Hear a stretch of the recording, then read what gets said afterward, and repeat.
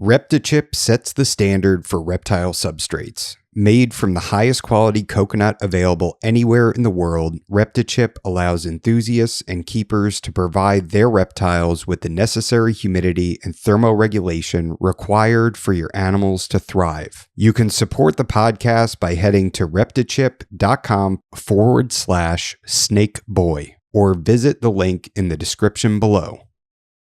This episode is brought to you in part by Exoterra. If you're as passionate about reptiles and amphibians as I am, you know that quality matters. I use Exoterra products on all my reptile and amphibian enclosures, which is why I'm excited to be partnering with them. From naturalistic decor to innovative lighting and enclosures of all sizes, Exoterra has everything you need for your cold-blooded companions. Exoterra. Make your reptiles feel at home. This episode is brought to you in part by Unlimited Exotic Pets. Every day is Veranda Day for Nick Lillis, and it shows. At Unlimited Exotic Pets, Nick produces high-quality monitor lizards with a deep commitment to ethical care practices and top-tier nutrition. These aren't just pets. They're responsibly bred, ethically raised animals. Whether you're looking for a new companion, starting a breeding project, or anything in between, Nick has you covered. Unlimited Exotic Pets, keeping and breeding quality without limitations. Love reptiles? Don't miss this. If you're passionate about reptiles, amphibians, and everything cold-blooded, Reptiles magazine is a must-have. Each issue is packed with expert care tips, stunning photography, and the latest news in the reptile world. Whether you're a seasoned herpetologist or just starting your reptile journey, this magazine has something for you. Subscribe today and stay informed on the best ways to care for your scaly friends. For only $14.99 a year, you can step outside your algorithm and get exposure to things that you wouldn't normally see or learn about. My family reads Reptiles magazine, and you should too. Visit subscribe.reptilesmagazine.com to get started. This is the Expert and the Idiot podcast. If you like the show and you'd like to support us, there's a link to our Patreon in the description below. Some benefits include getting access to new episodes up to a month in advance. There's also links to USARK and USARK Florida. If you're not already a member, please sign up. Enjoy the show.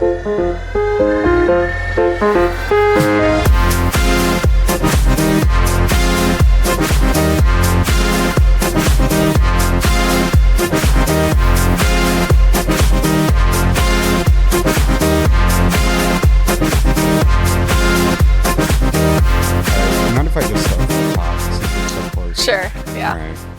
Sorry. It's all good. I'll nail Shamshoian this time, too. All right. Welcome to episode 93 of The Expert and the Idiot. Thank God we're not live.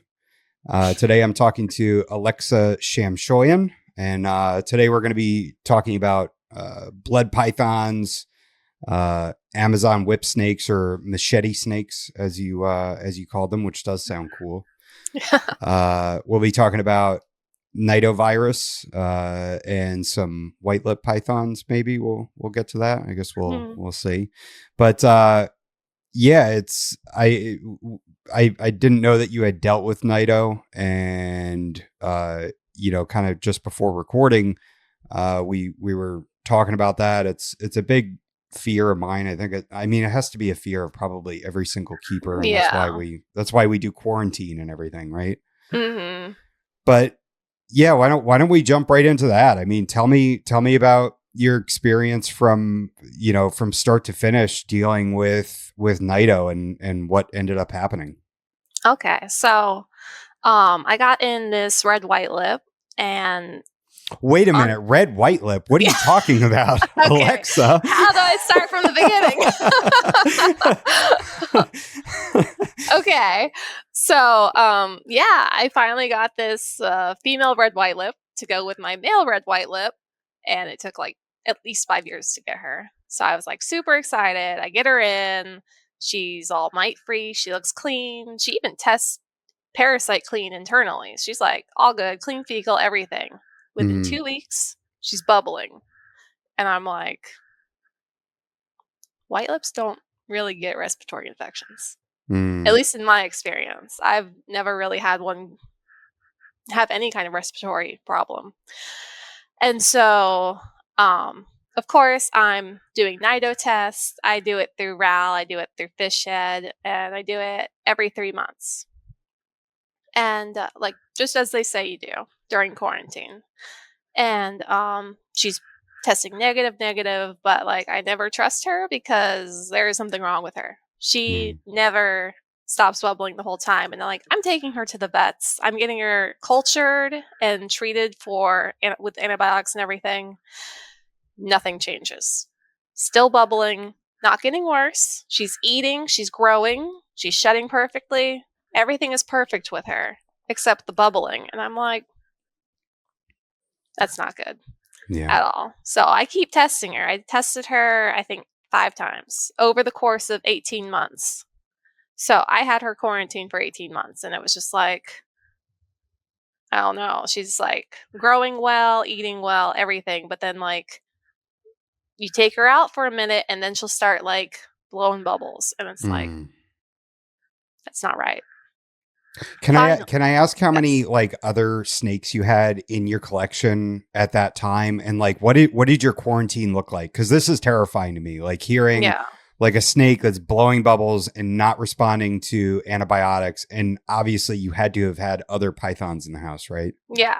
So she was on the far side of the house. Yeah, I know that it was like freaking me out because people are always like, "Oh my gosh, it can go through the vents or whatever," but like. Now the studies are saying it's minimally airborne. And so that's kind of what I have found also, because none of the other snakes ever showed any signs of anything. And it's all the same snakes, basically. I haven't had any sickness in the main room at all. So she was just like on her own, and also obviously touched last. I would not touch her and then like do anyone else that same day or even like the next day. I'd be like, you are your own island. yeah. And shower change after her, of course, and then like shower change again because I didn't trust her at all. And God, it was so scary. And then she finally popped positive, and that was recently. Fishhead had updated their primers, although they said that the strain that she kind of matched with similarly was an old strain that should have been caught before, but it wasn't. I didn't really like. How many tests did you have prior to the positive? 3. It was the 4th test that she was positive. And then I did another one with Ral just to see what would happen after she popped positive through Fishhead, and that was negative. Wow. Yeah. So that was fun. And so basically that was alarming. And I started messaging some trusted people being like, hey, do you want this super rare red white lip so I don't have to euthanize her? And I had no takers. So she was euthanized. Yeah. Did you ever think about doing like a NIDO positive area or something like that? I know that's happened. I am not brave enough to do that. I know, neither am Yeah. I would have a really hard time doing that. And the thing too about her specifically is it seems like she was so symptomatic that I just never would be able to rest, you know? Yeah, I didn't. It was like the whole time I had her, I was just like, this is a nightmare. Like, she's so rare, and then she's negative all the time, but like, there's obviously something wrong with her, so she's staying isolated. And it's just like, finally got the positive, and I was like, that's it. We're done with this. Well, not really, but because then it goes, okay, now I have to start looking at everyone else, making sure everything was stayed quarantined, Yeah. Because the whole thing lasted a while before I got the positive. How long ago was this? That was Let me check exactly. It was 3 or 4 years ago. Okay, so years. That's all I needed to know. I mean, Yeah, I was okay. just curious if it was like last week or 2 months ago Oh, or. no, no. That was, like, a year before my son was born, and then I just, like, completely stopped everything because my son was all-consuming, so it's been years, and I've also tested every single snake multiple times, Hmm. and there's no Gerber bubbles, and it's all good, so Yeah, yeah. Mhm. Gosh. All right. So bringing in, a white lip python, were these wild caught? Like, where did they come from? How did you get them? It seems like you're very experienced with quarantine and having, all these different tests done in the fecals and everything. So like kind of how did that work? How did these animals come to you? And is that, do you import animals? Is that like kind of your jam? Um, I do, like when I'm trying to, like, get some of more of the rare species, I would prefer wild caught or imports because Mm, then it's, like, more bloodlines into the hobby. mhm. Like I recently got a new male white lip for just a regular northern, and I could have gotten captive bred, but I figure I should try to get another line going because there aren't too many um captive bred lines in the U.S. really, so may as well get Yeah. something fresh.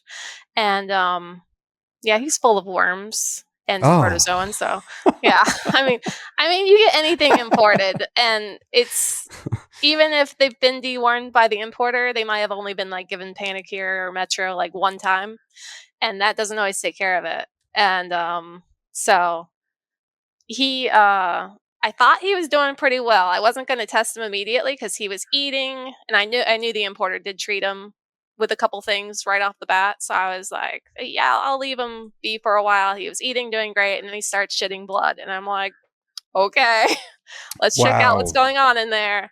And yeah, he's full of worms, so it happens. Jeez. Yeah. And in that situation, like I've heard more and more that people that import wild caught animals, like they're not, it seems like a lot of people are not like right, like they don't want to treat for parasites right away. They want to wait, get the animal situated and feeding and adjusted, and then wait and see how they do. And if there's no problem, then there's nothing to treat. Uh, are you in that camp? And No, no, you want to treat. absolutely not that camp. Okay. If that by the time that snake leaves quarantine, it has to be parasite free. Hmm. Like, I do not want any sickness anywhere near the snake room. That's like a clean zone. Yeah. So it's like, I do want to get the animal established if possible before treating them because that white lip is now on ivermectin and Panicure and Metro because it had the worms plus some flagellates and protozoa kind of Hmm. stuff in there zipping around. And I do all of my own fecals at this point because it's actually not that hard to do at home Yeah. if you just like educate yourself and get the scope, and it's not even that expensive anyway. So I can just like do fecals on the fly, see what's going on immediately. Hold on. You're not going to anyway right over that. I want to hear like what's your actual process for doing a fecal on your animals? Like how do you do that at home? Okay, so um there is like you can just do a direct smear, and you can also do fecal floats, and you can get like Feca Med on Amazon or anywhere. And I just got this $80 scope that is more than serviceable for this. It's great. And you get the slides, you get everything going. And then I got this book, Understanding Reptile Parasites. Hmm. And then I also got this printout, which it had a whole bunch of other common reptile parasites. And it has the adult form and the egg form, and then like treatment procedures for each one.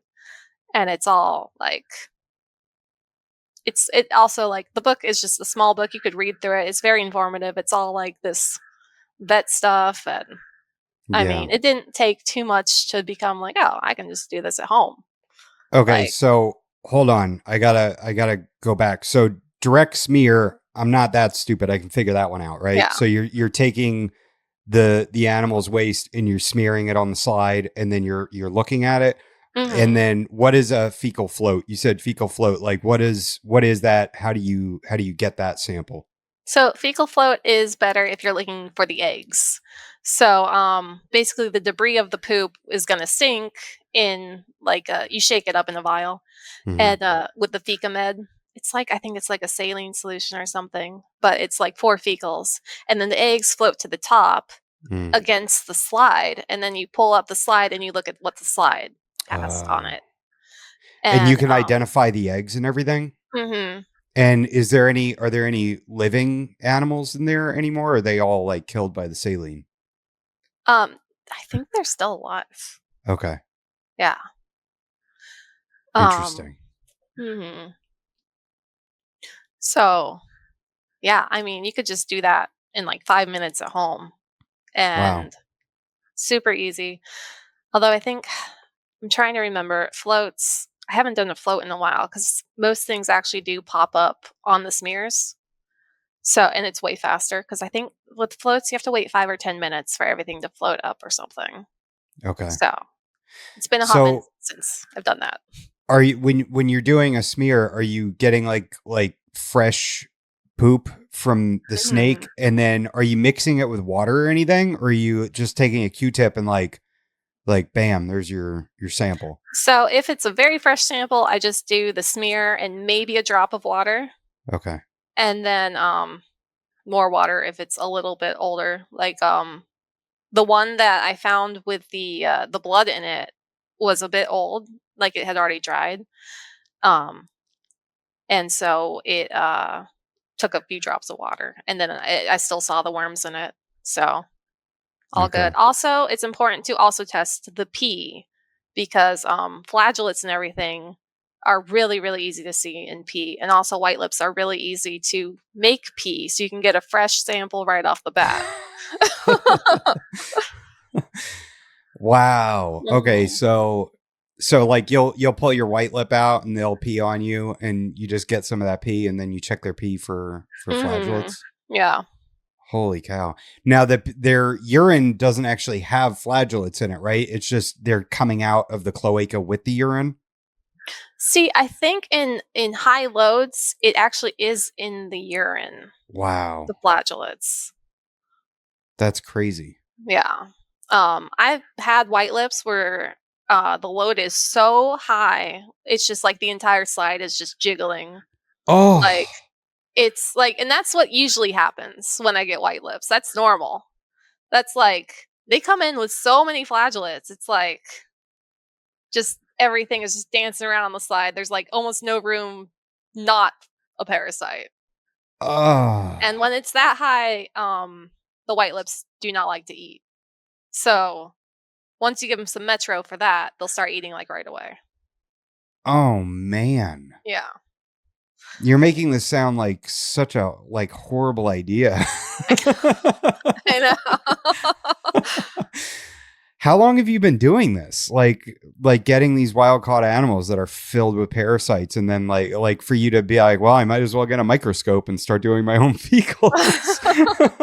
Well, I started getting the wild caught stuff like 2020, I mean like 2015 maybe.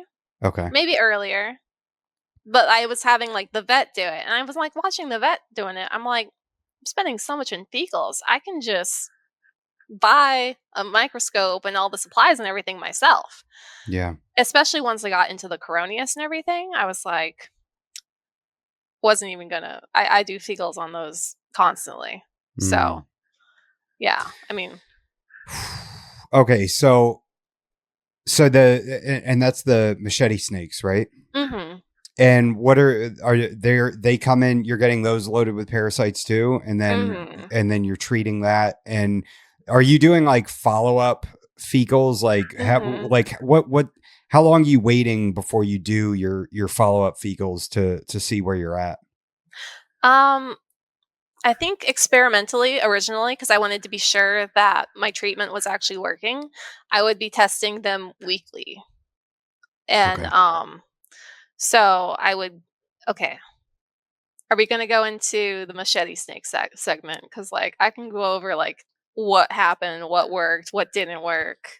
Alexa, there is no segments here. I have ADHD, and we're going to go in multiple directions and then loop back around. So whatever, just talk however you want to talk. All right, because I can talk about these worms that were just like, oh, it was horrible. So I first became really interested in these machete snakes when they started getting imported in like 2017, 2018. And I was nervous to jump into them because I knew they had bad worms. And I finally, in January 2019, I got them. I got like a pair. And they came in with these worms that were like rhabdiform worms. I don't know if it's, oh gosh, I forget how to pronounce it, Strongyloides or whatever. You know the Latin name for the worms that are in your snakes? Oh, yes. And I know the Strongyloides. I've been pronouncing it Strongyloides. I know I looked it up right before I went on here. But I should look this up again. Oh, my God.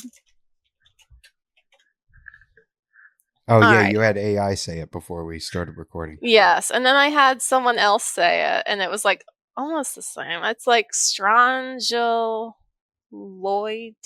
I think. Strongyloides. It's almost as bad as your last name. I know, it is very bad, because it's spelled Strongyloides. But it's Strongyloides. Strongyloides. Yeah. That sounds good, especially when you say it confidently. Yes. Or it's Strongyloides. Strongyloides. Strongyloides. Okay, we spent too much time on Strongyloides. Okay. It's either that or it's Rhabdius lungworms. And I don't know exactly which one or if it's both of them, because both you get them from frogs, the rhabdiform parasites, and they're very related. So their eggs look almost identical, and usually you identify worms from their eggs. And so I didn't know that. I thought you would just like look at the worms and identify them as worms. Unfortunately not. And I actually brought it into my vet once, being like, hey, can you tell me what this worm is? The worms are like this. Sorry, it's like this big, by the way. No way. Yes, it's horrible. No. It's horrible. And for anybody that's listening, like what, 6 to 8 inches long? I would say 5 to 6 inches long. Yeah. Wow. That is crazy. And it doesn't matter what size the snake is, because I've even had like 30-gram Coronius come in with like 5-inch worms.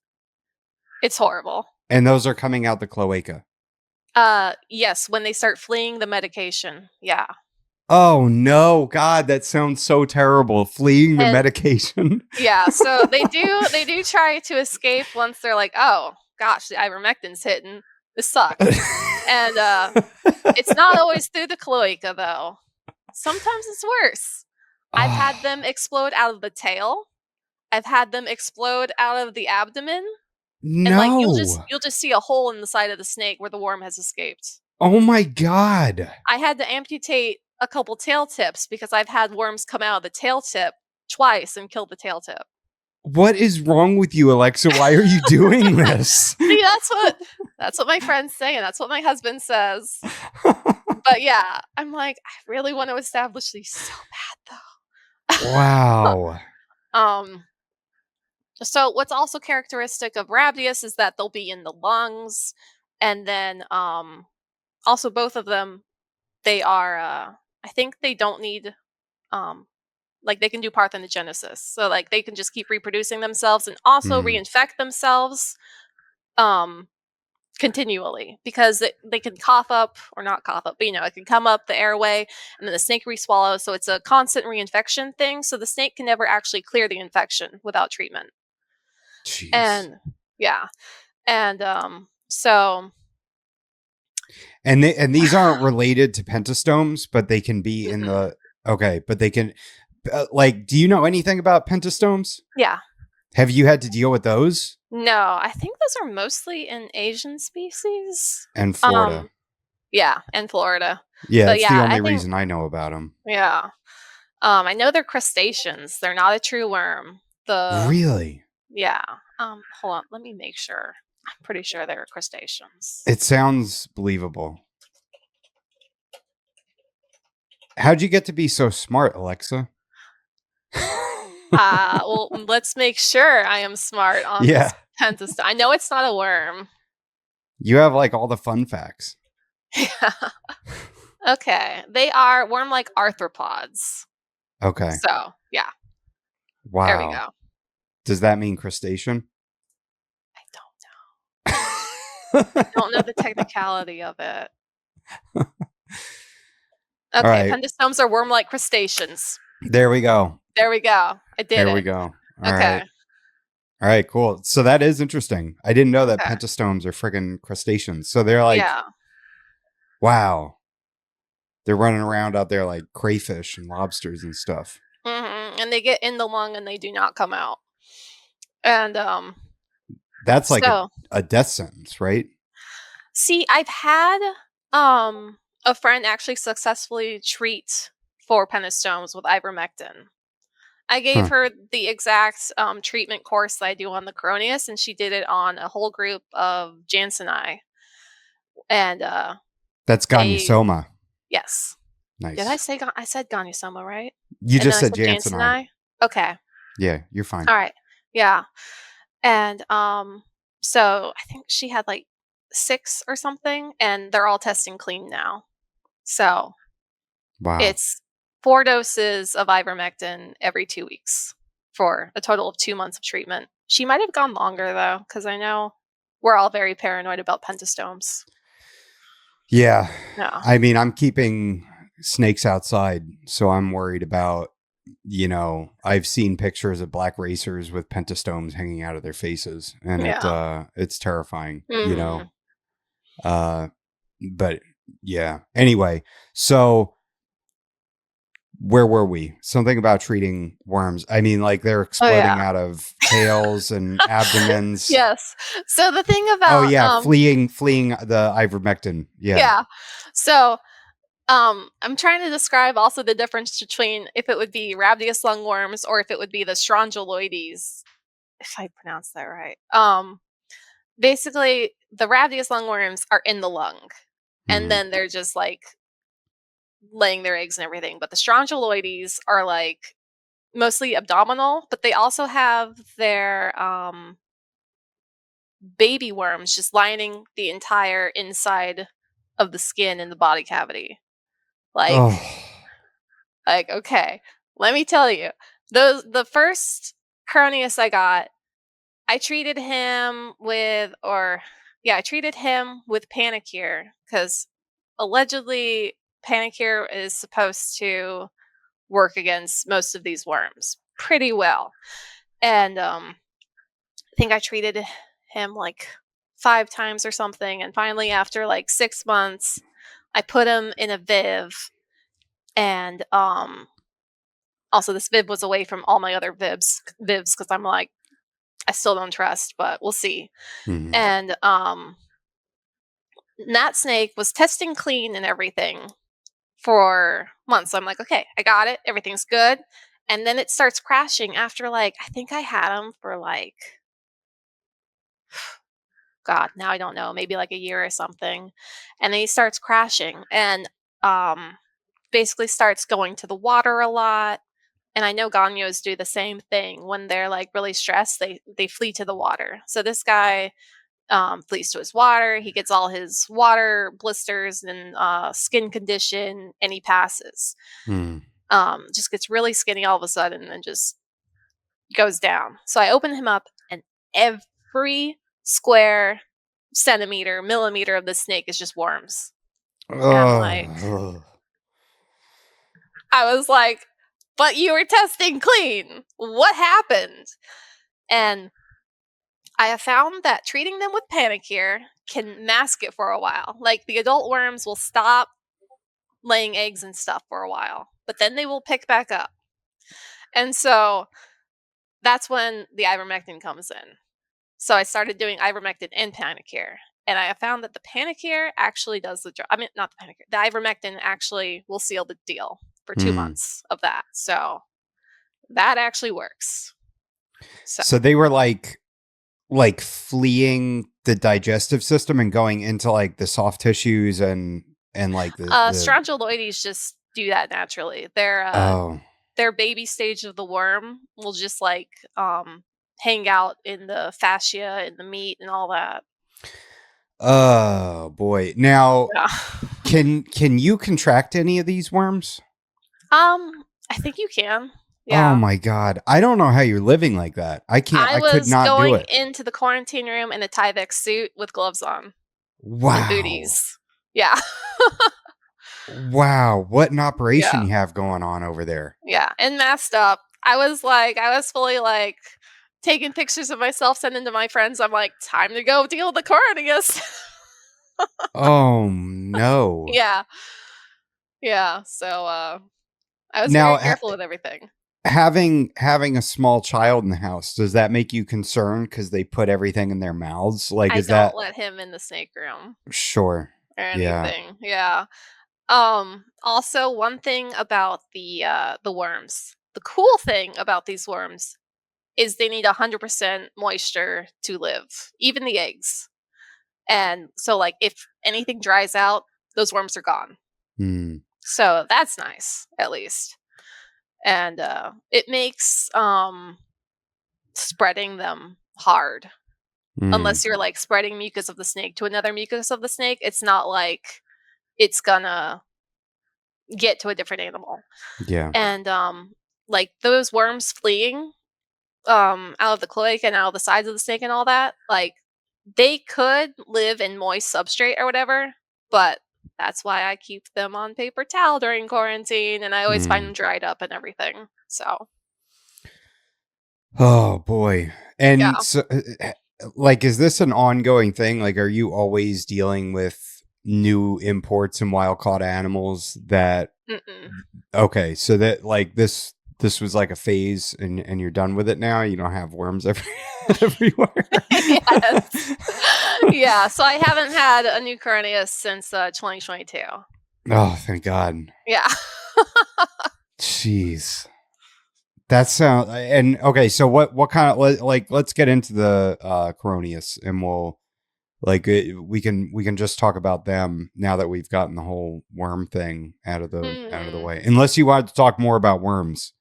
No, I mean that's good. Yeah. All right. Although I Man. do love talking about worms. They're so scary, but they're so fascinating in a scary way that like I became really interested in them and that maybe that's why I know a bunch of random stuff about worms now. I read a lot of studies about them. Well, I guess I kind of do want to ask you like how did you get into keeping reptiles and what got you to this point? Like how did it all start and is any of your background like professionally involved with anything like laboratory or anything like that or did you just do all this on your own? So I probably should have been a background laboratory and everything, but I am an artist. So Wow. yeah. A um worm artist. yes.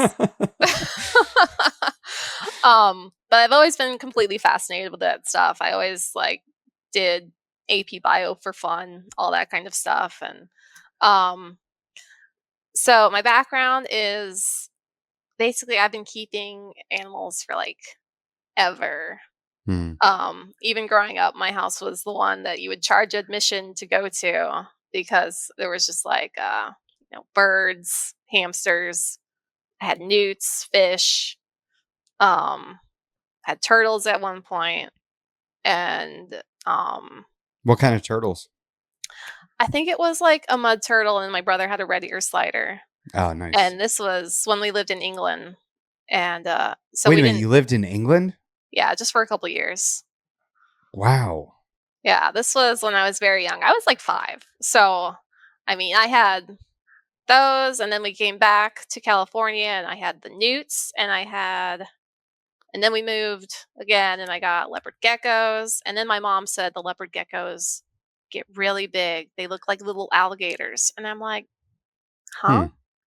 Yeah, and so she got rid of my leopard geckos, and then When I was 10, I was finally allowed to have a snake.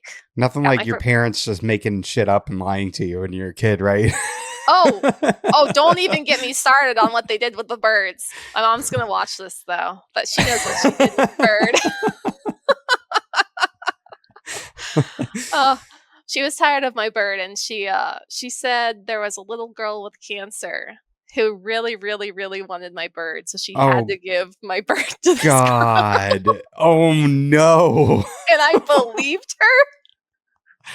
That is such a terrible thing. Yeah. Oh, it was horrible. I love that Senegal, but that's that. And I'll never do parrots again. That was like they're a lot. Parrots Yeah, they are are. a lot. So yeah. Um let's see. And then I got my corn snake How when I old? was 10. Okay. Yeah, and she lived to be 19 and everything. She was great. Actually, she was Wow. terrible. She was terrible, and I almost never got another snake again because of her. Oh. Because all she would do was bite and musk, and I'm like, Mm, I'm 10, and I'm like, gee, do I want to be bitten and then smell for like the rest of the day? I don't think yeah. so. Oh wait, I forgot about the chameleons. Yeah, Um, chameleons too. we got chameleons brown boxed from Maui, Jackson's. Wow. And that didn't go great because, of course, they're wild caught. And also, no one told us about UVB or anything. Mm, And so the girls are all laying these babies and they're dying as they're doing it. It was terrible. It was terrible. mm. Yeah, don't get uh, wild caught Jacksons when you're like 9 years old. Ugh. Yeah. Yeah, that's sad. hmm So, yeah, after I was really turned off by the corn snake, I decided to just, focus on the fish. I'm like really big into fish, and it Okay. used to be like my main thing. Um, and I just did that for like a lot of years. I had like a bunch of tanks and everything. I've had reef tanks, freshwater, breadfish, all that kind of stuff. And I think when I was about 15, I was talking to my fish importer friend, and I'm on the fish forum, and he shows this picture of a Brazilian rainbow boa in the wild or something. I'm like, that's the most beautiful snake I've ever seen. What the heck is that? And he's Yeah. like, if you think that's cool, let me show you this website. And it was kingsnake.com, and I was rehooked. I was back on it. And yeah. And then I found blood What pythons. like how old were you? What year was that? 15. I was like 15 or 16. Okay. Yeah. And so then it was then I found blood pythons, so I'm there and I'm like, these are even better. So I became hooked on bloods like from that point on basically. And also I think it was actually the short tails first, the Sumatran short tails first got me. Okay. Yeah. And have you had blood python or short tails ever since then? I actually was discouraged from getting those Sure. first because they were like, those are too advanced. You have to get ball pythons first. Mm. So I got ball Do pythons you think that's first. total bullshit? I do now. Yeah. Yeah. Yeah. And I wish I never got the balls because I did end up selling them because I found them extremely boring. Although I do wish that I had gotten a ball python instead of my corn snake because they are very Sure. nice and it would have been a better experience as a kid.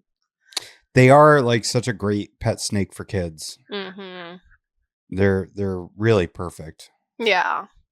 Like, I've even considered, like, getting one so my son can, like, play with one, but then I'm like, I don't want to. I don't want to. Yeah. Did all right, so talk to me about like short tails. Like how did so you were like what 15, 16 years old when you got your first one So, or no, I had the balls for a while to make sure I okay. was ready for Sure. the short tail, and so I got my first short tail in, 2009. I was 19, and, so he was amazing. And then I saw this ad for a blood python that was just Mm, amazing. Amazing. The most red and yellow, and also the yellow wasn't like that super orangey yellow. It was like a very clean, bright, whitish yellow. And yeah. I loved that. And so I hop on that immediately. I'm like, Mom, because I was still living at home. I was going to college and staying at home. And I'm like, Mom, can I get this like 6-foot snake? And she's like, holy shit. Okay. And we didn't tell my dad for a couple of years. I just had this giant snake in my closet. What? She Really? was in a Christmas tree tub in my closet for years, and my dad had no idea. Wow. Yeah, but she was gorgeous, and that was Charlie. Mm. And she was named Charlie because Charlie was supposed to be a boy. Okay. And Charlie swallows probes. Charlie was like everyone who I was like, so I was trying to breed Charlie for a long time. Okay, after I got Charlie, I got another girl. I got a girl to breed to Charlie eventually. And sorry, I'm all over the place. I'm That's all just right. like, and I'm like sold as a male, and then I'm trying to get her resexed, and everyone's like saying, it's a boy, it's swallowing probes like this deep. You just suck at breeding snakes. And I'm like, Oh. okay. Cool. So, and they're like impossible to pop at that size. Charlie was huge. And so I'm just like, well, that's cool. But after years of breeding failures, and this is after I grew up the girl from a neonate. So this is like 5 or 6 years into the project or something. I'm still not getting anything. I learned about the palpation technique, and that changed everything. That's still like my go-to because Can you even walk me now, through that? yes. So even now, females often probe like males, which sucks because they also kind of pop like males too, as we know, right? Yeah. For anyone listening, female bloods have hemipenal homologs, and other than like tip color and kind of how they come out, females kind of go to the side and males are more straight up. They look very similar. So with palpating though, you just take the tail, and then from the vent onward, there should be like just a little lump in a male, and in a girl, it's straight all the way. And because I think it's the way that the hemipenal homologs lay more towards the sides, and the males will lay straighter, probably underneath. I guess I think just inside they store them differently, so it feels different, even though they both have the same looking stuff. And so that's like been the one method that I really do trust with sexing bloods now. Although I really, really, really hope that one day we can do the shed testing. Oh, Please, wow. please let there be a shed test for bloods one day, because I will pay. Because you can't do this on bloods that are under 400 grams. Okay. So I haven't been able to like tell the difference until the males are a bit older. Wow. So yeah. So you want there to be a gender test for shed skins? Mm-hmm. That would be cool. Yeah, like I've done it on the colubrids and everything, but I know they're trying, and I know they are really looking forward to do it for green tree pythons. But also, please do bloods too. So what happened? So like what? So what happened when you figured out that you had 2 females? Oh, then I got a male in 2013. I got a male, and I bred him at 18 months to both girls, and I got 2 clutches. And turns out I'm not terrible at breeding snakes. I can do it if you just have a boy. It helps. Yeah. So much. It helps so much. Yes, I mean, gosh, you wouldn't believe. So how did those clutches go? And were they just normals? Were you just picking out normal, nice looking blood pythons? So the male was a lily genetic stripe, het T-paws, albino. And then Charlie ended up being, her stripe actually was genetic. She has a full stripe. And she ended up being het albino, which was a surprise. So I got some albinos and amazing stripes and everything in there. And then my other female was a super stripe T-paws. So tons of cool stuff in there and some lilies and all that. Everything's great. And I did maternal incubation on the albino one. Yeah. How did So that that go? was super easy and super fun, and I would never do it again because nidovirus. Oh yeah. Yes. I know. It's Yes. got to be like the biggest drawback of doing maternal, right? Is that Yeah. like what if imagine you had a clutch of eggs and you had the female maternally incubate and she's never been symptomatic or anything, and then you hatch out all the babies and you sell them all, and then she tests positive like 6-8 months later. I Like, mean, what even would if you she do? never tests positive, I mean, you could never know. Yeah. I mean, that's the scary part. It's just like the boogeyman, you never know. Mhm. So at this point, I'll never do maternal again, and I'm not going to buy maternal babies, unfortunately, probably. Even though it was so cool. But then it's just like, it's so risky, actually, now that I know. Yeah. I was doing some math on like how much I've spent on snakes. Mm-hmm. And it's like, it's terrifying. It gets to the point where it's like, oh my God, it would be so terrifying if I had an animal that had nido and infected my other animals, you know? Mm-hmm. Yeah, I mean, they're pets, and then like you spend years with them, and it's just like the money and everything, and then it's just like, Yeah. and then how would you even guarantee you would get like clean snakes to rebuild the collection? It's just like the whole thing makes me sick. So Yeah. yeah. Yeah, that's quarantine is so important. And, Mm-hmm. you know, it's like, I think the last time I had a scare, someone was in shed and they sounded a little crackly, just a little bit. Like I could hear something and I'm like, this is freaking me out too much. So I tested everything that was in quarantine with the exception of my 1.1 spotted pythons. Mm-hmm. And because they're so small, and I'm like, I'm not gonna, the friggin' swab is the size of their head, Yeah. you know? So it's like, but I tested everything else and everything came back negative, and I was like, oh, thank God, you know? Mm-hmm. Was that through Florida? Yeah, university. Yeah, all I do is through University of Florida. God, I'm so jealous. You just need to get a good vet. I do. I need to ask my vet if he can like just do it through them instead of RAL, because yeah. Yeah, I mean, RAL and Fishhead, the stories of the false positive or false negatives that I've heard kind of terrify me a little bit. Mm-hmm. And I mean, I know that false negatives are supposed to be normal and everything, especially if the animal is not symptomatic, of course. Yeah. But the fact that my white lip was symptomatic the entire time, like, really bothers me. So, Yeah. Well, yeah. and I know that, you know, I've had Dr. Tillis on the podcast, Mhm. and he told me when we were there that he had a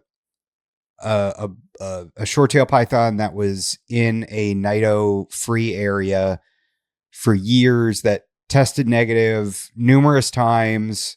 Maybe it was in quarantine before going into it. I think it was in quarantine for animals that were to go into his nido free area, right? Mhm. And I think that he ended up like going into shed before or during breeding season or something like that, right? And he said he saw the slightest bit of mucus and grabbed a swab and it tested positive after testing negative for like years. See, that's the horrible thing. It's just like, I also feel like nidovirus is just like, at some point you knock on, you know that expression, you knock on enough doors asking to see the devil, at some point he's going to answer. At some point someone is, okay, I don't want to say at some point someone is going to pop a positive eventually, but maybe, like, you know, in a big enough collection. Yeah. It's just, I feel like it's a lot. It's, yeah. It is a lot. And there's so many different, you know, versions of it too. There's so many different strains and some are worse than others. And And there's only like, you could probably count on one hand how many people are actually, heading research on serpentovirus Mm-hmm. in the world, Yeah. which is even crazier. So it's like so important that we have these people that are doing the research that they're doing. But yeah, it's a scary subject. It really is. Mm-hmm. And I mean, that's why my quarantines go some 3 to 9 months long. I mean, I've had animals in quarantine since February. And Mm-hmm. even if I move them from like the fresh quarantine rack, then I'll move them into like the later stage quarantine rack. Like, okay, so you don't have mites. So since you don't have mites, you can move into this rack, which is in like another room, so it's Mm-hmm. like a lower security level, but I'm still going to deal with you last, and we're going to have you go Mm-hmm. through sheds and all that. But man, God bless you for doing your wild caught stuff. So let's get into the kind of getting back to, so you got your first 2 clutches Mm-hmm. from the blood pythons, and then where did it go from there? From there, well, I actually did not. I did originally keep a couple, one from each clutch, but I ended up selling those and buying a snake from Cold Blooded Earth, who was just beautiful. Again, bought as a boy, turned Hmm. out to be a girl. Really? Yes, I mean, Wow. I think every time I buy a boy, almost it's a girl. It happens. It happens to the best of us. I mean, I'm sure I've done it too. That's why I'm like, please, a shed test for Yeah, the yeah, blood pythons. But anyway, it didn't matter. I mean, if anything, she should have been worth a lot more, actually. So I got an yeah. amazing deal, and so got eggs from her. I think I bred snakes in like 2016, 2017, 2018, 19, 21. Wow. Yeah, and then the whole I took a break from there because I was like, I'm gonna be pregnant and I don't want to be dealing with all this stuff while I'm sick and all Yeah. that. And thank God, because I mean, it was horrible. It was horrible with the morning sickness. I'd like clean a tub, blah, clean a tub, Oh blah. no. Like it was so bad. So I'm glad I didn't Wow. also have to deal with selling babies or getting babies to eat or whatever. Um, but I was very brave about it. And then things have just been crazy since my kid was born. Sure. But I did try pairing one snake last year and she didn't go. It was blood. And I think she might have been too fat, and or I also just wasn't really trying hard. I only paired her to a male one time. So I Okay. wasn't really trying too hard. And this is my snake that just puts on weight like crazy. I can't get her to lose weight. And I feed her maybe like 4 or 6 times a year. And it's just like, That's crazy. yeah, she's crazy. And I mean, I feed all the bloods, all the adults probably like 4 to 6 times a year. Wow. Yeah. Jeez Louise. Yeah. And it keeps them at a good weight. And I do feed large and jumbo rats, Okay. but very spaced out. So it's like, yeah. Wow. They do great like that, yeah. And it's a very Interesting. cheap feed bill. Yeah, no kidding. Yeah. Now, how are you feeding your neonates? Like how do you end up getting to that 4 to 6 times a year? What does that look like from the beginning until So, then? from the beginning, I'll feed them, like, once a week, and then once they're, like, a year, it's, like, every 2 weeks, 3 weeks, and then once they're, like, 3 or 4 years old, it's, like, 3 to 4 times, or I mean, 4 to 6 times a year. Wow. Oh. That is bananas. Mhm. And they keep a healthy body weight doing that, Mhm. and do you notice, like, how did you come to that conclusion to feed them that way? Do they just get like obese otherwise? Yeah, so, Charlie actually started looking kinda porky herself, and Mm. I, experimented with how little I can feed her to actually get her to the appropriate weight. And I was feeding her 6 times a year. Wow. Yeah. How did you feel once you got your first short tail? Like, how did because like, were people hyping them up to you like they were this special thing, you know, where it was, oh, you're not ready for that, get the ball pythons? And then when you got your first short tail, were you like, wow, they were right? Or were you like, whoa, why did people Yeah, it was make like, it seem like this? why did people make this seem like this was hard? I mean, if anything, they're easier because they're kept like on ambience and like ambience and cooler temperatures.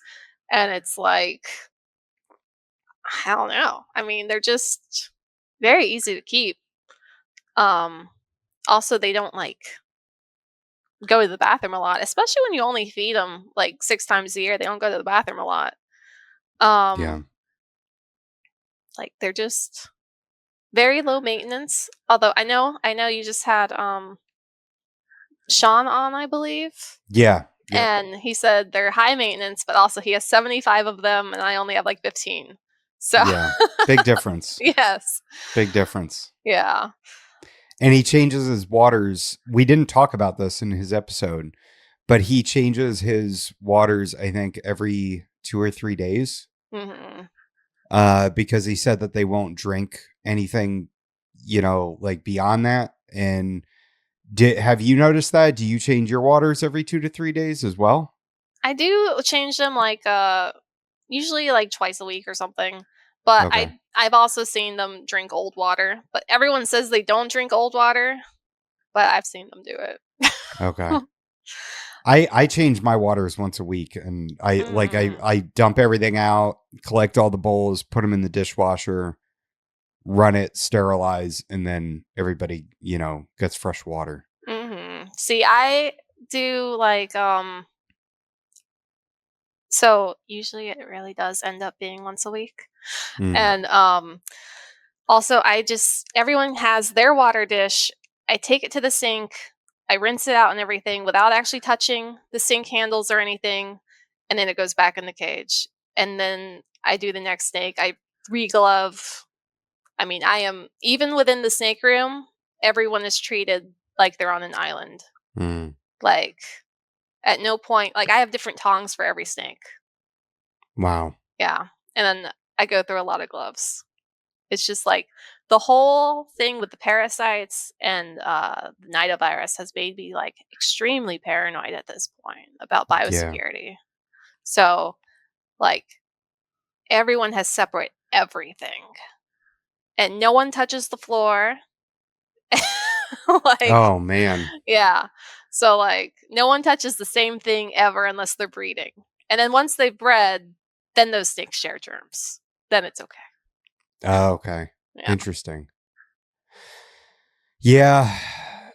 Yeah, it's I have to say my sterile technique is not that impressive. Yours is quite impressive. Like I mean I thought about this the other day. I was scooping poop and like I was like, "Oh, you have a poop and you have a poop and you have a poop, right?" And I have gloves on. I'm just going around with the trash can, scooping it, throwing it out, and I'm like, Mhm. I should probably be changing gloves Mhm. between each cage. Yeah, if those aren't snakes that are gonna be, like, paired eventually, I would. Yeah. Mm, yeah. But also maybe you don't have anything anyway. And also, maybe I just have anxiety, so who knows? Well, we all have anxiety to some Yeah. some extent, especially, I mean, with all this, with all the different, things that your snakes can possibly pick up. It's hard Mhm. not to. Yeah. Um, so, uh, so what are your plans with the blood pythons going forward? Like, what are you like? Do you have any projects that you're working on right now? Yes. So, basically the main project is just making the most amazing stripes possible, and also making the stripes kind of that whitish yellow. Hmm. So, like there would usually be like one in every clutch that Charlie would throw that would have like be born with a white stripe.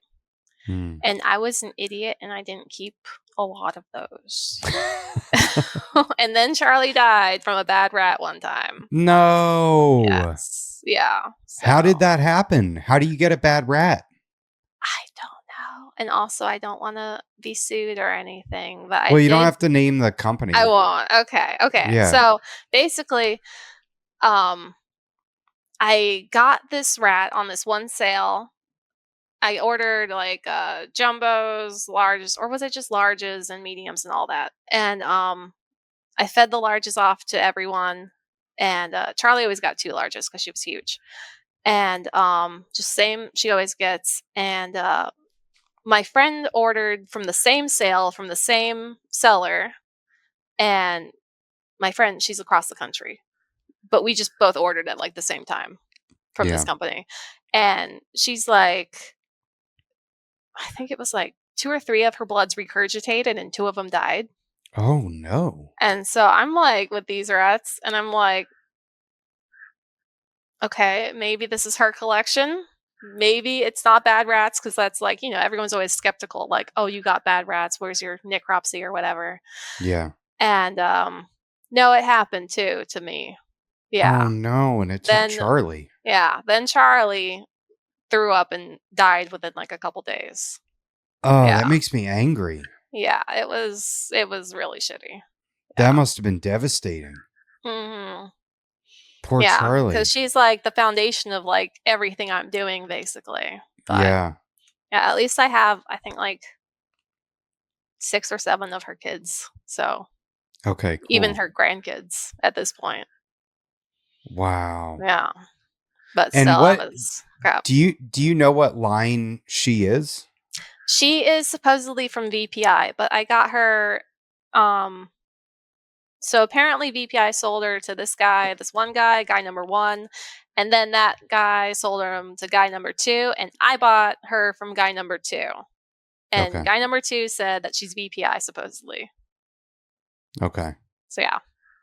But then I also didn't get any of the information about her stripe or her being het albino, so I mean. And she is het albino, and you just proved that out.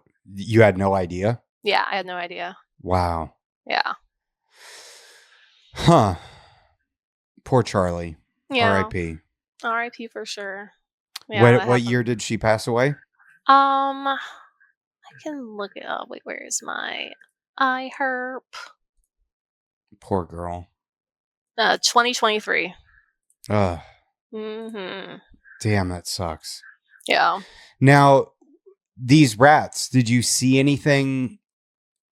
No, they looked fine. They look fine? Yeah.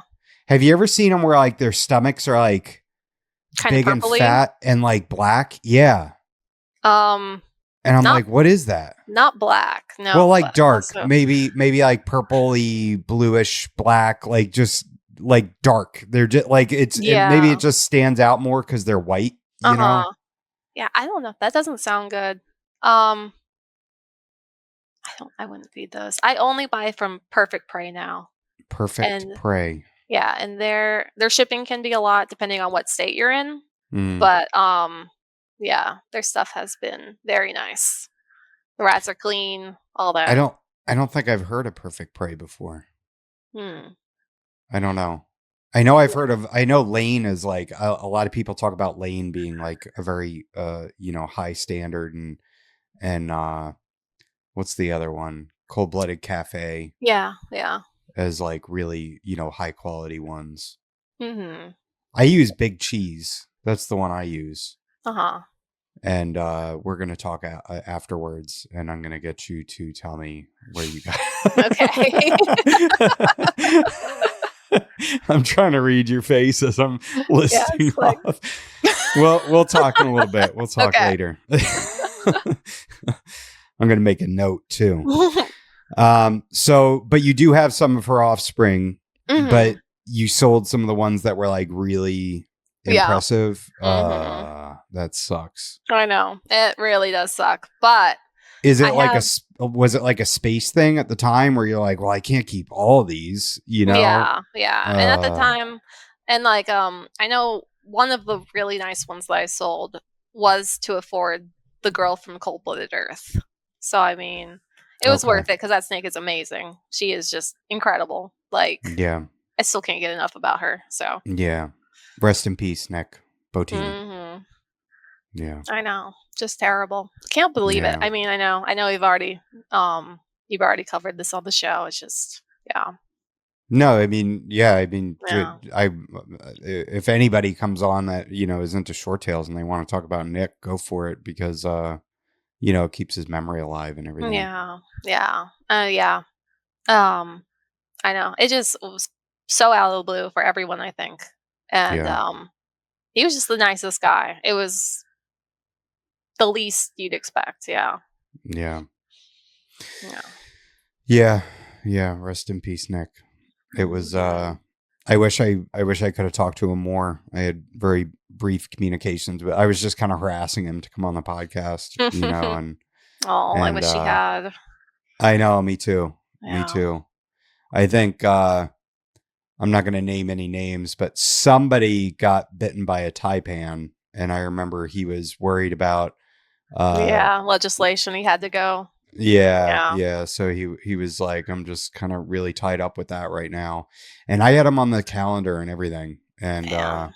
and I was like, and then I think Kara told me like, how you got to get Nick on, Mhm. and I went back and bugged him again. And yeah, super sad. I wish I could have known him better and met I him know.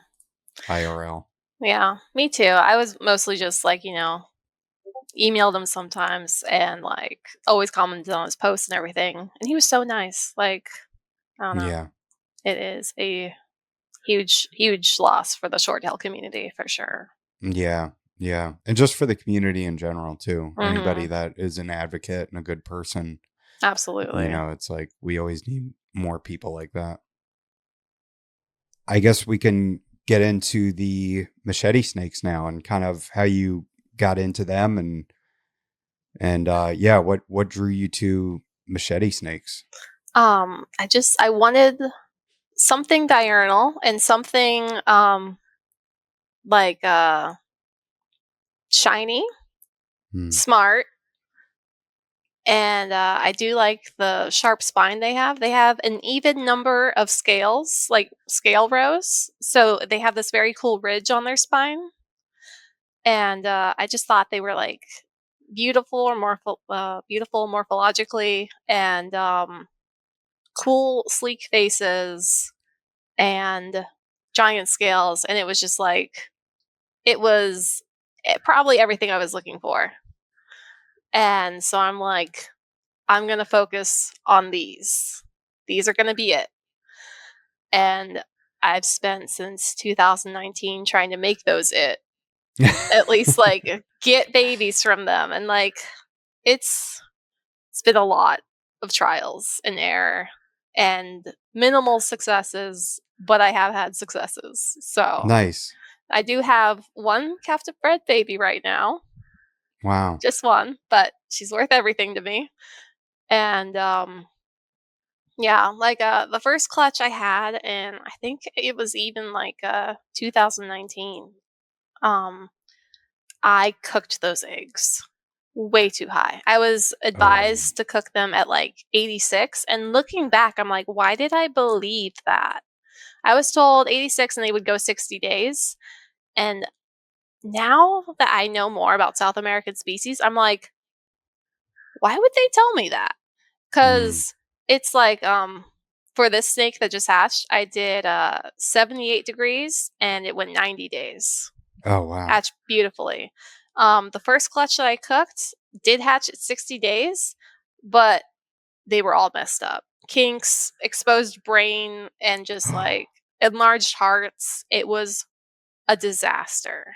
Wow. Yeah, yeah. Just full on everything was messed up. So definitely the lower temps and the longer incubation times. Perfect. So, are you actually putting them in an incubator, or are you putting them just sort of at room temperature? Um, the first one was at room temperature, and after that loss, I was like, I'm not messing around. I'm not playing. This is going in an incubator with a herb set. So, yeah. Yeah. Wow. Also because I do keep my snake room like 80 to 82. So I had to move the incubator upstairs where it's not 80 degrees. So I can keep it at 78 degrees. Okay. Hmm. Jeez Louise. Yeah. So, has getting eggs been a challenge as well? No. Getting eggs is so easy. Really? And they lay like every 2 months. They don't stop Whoa. laying. They will just keep laying and laying and laying all the time. Even in the wild, they find that the females always have follicles or eggs.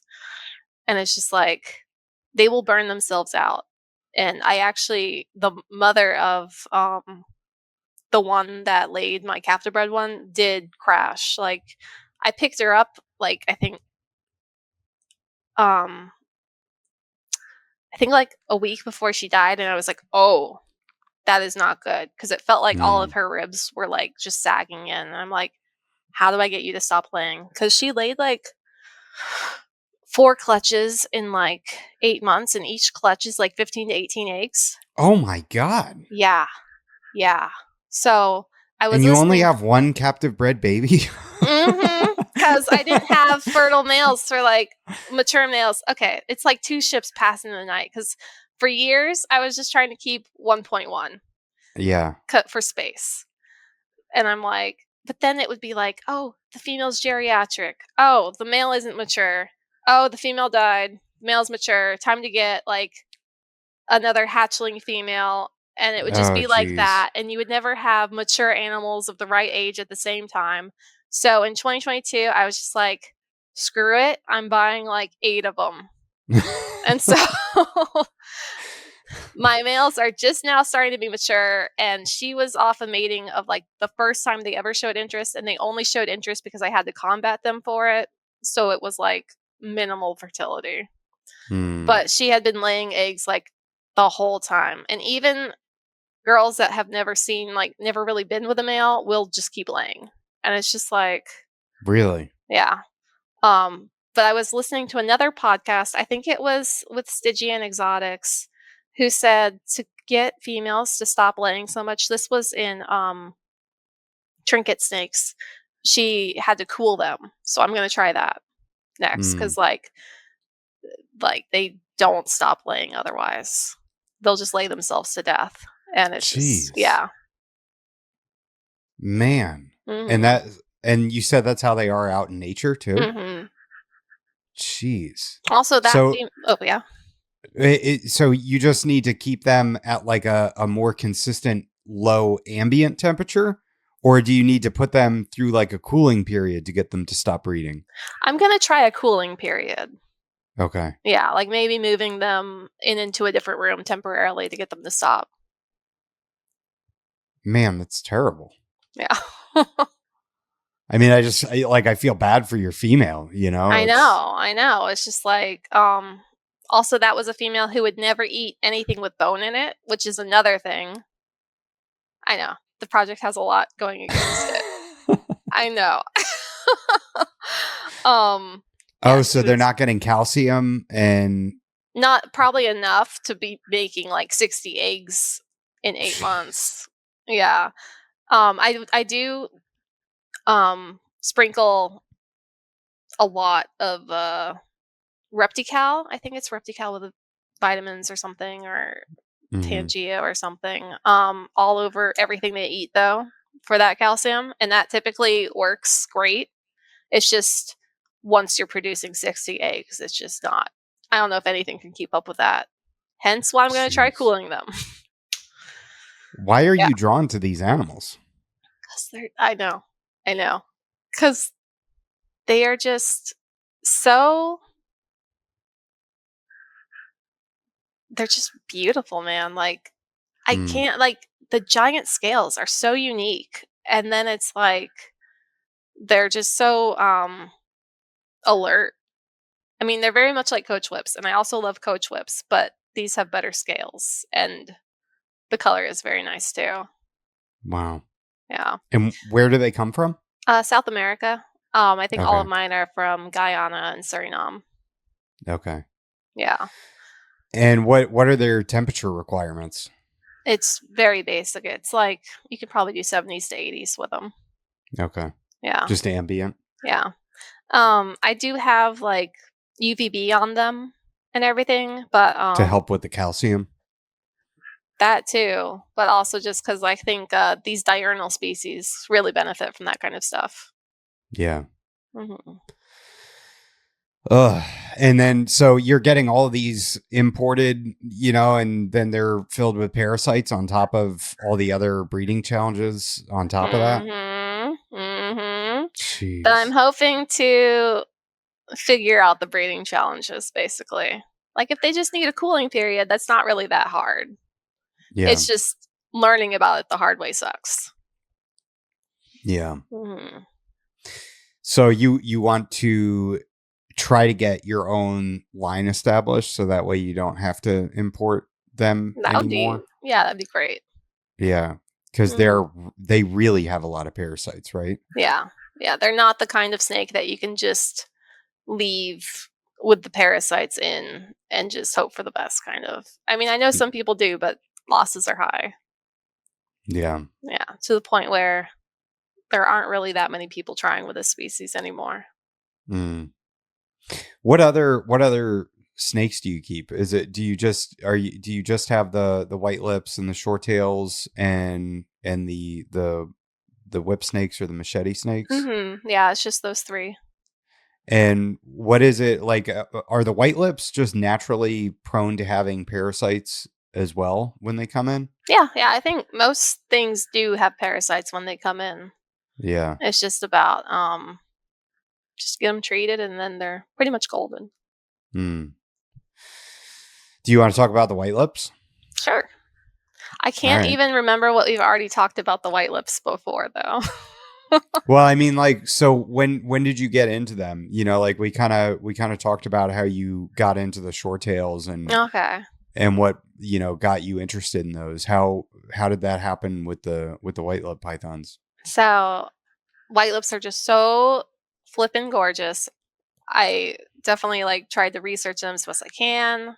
And my first one was actually captive bred from Rodney Bowilich from his 2014 clutch. He bred them.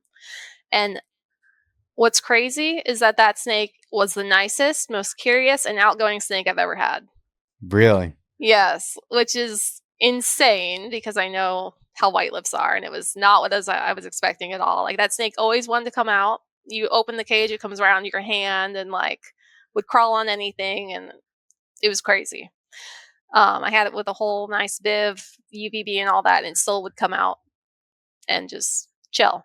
But unfortunately, I did lose that snake on a cross-country drive. I didn't realize that if you put a snake tub on the floor of the car, it gets hot. Really? Apparently, she was my only snake on the floor and the only snake that died. No. Yeah. Damn, you have so much tragedy going on with your animals. I know. But it's been a long time and I do talk about the tragedy a lot. God. Yeah. But well, I mean, maybe other people will learn from your tragedies. Yeah, that's the hope. Because, I actually learned about the car thing. It happened, and I had no idea why. And then I heard in another podcast, oh, yeah, I did the whole thing with the floor of the car thing. And I'm like, that's what happened? Oh. I was just like, oh, my God. So, yeah, that was a mystery to me until that happened. So if you're moving across the country, do not put snakes on the floor of the car. Always on the seats. And yeah. Then I got my wild caught female.